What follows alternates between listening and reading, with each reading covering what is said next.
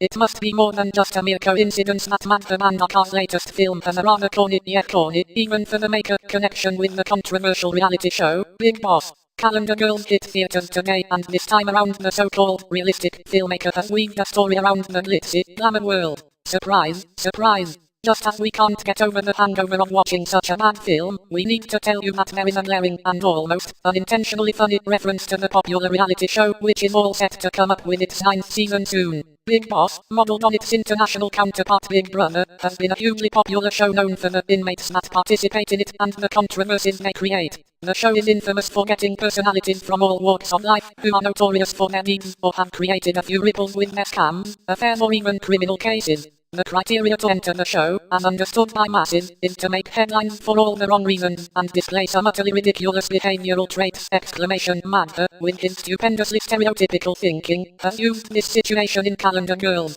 Sorry to get the plot out, we're assuming that you won't attempt to watch this flick anyway, but one of the Calendar Girls, Paroma Gosh played by Satrupa Pine, hits a rock bottom after getting embroiled in a match-fixing controversy. She has just been bailed out from jail by her family, who promptly disowns her boyfriend, who gets her into this situation and runs away leaving her in a lurch. All she can do now is to commit suicide because, face it, according to Bhandarkar, women have no second shot at life after messing up once. Just as she is contemplating jumping down her high-rise apartment, her doorbell rings and surprise, surprise, the makers of Bigg Boss have personally come to persuade her to enter the show. They convinced her that the only way she can salvage the situation she has gotten herself into is by participating in the show. She mumbles something incoherent, nods, and the next thing we know is she walking down the ramp, trudging the characteristic red suitcase as the winner of the season.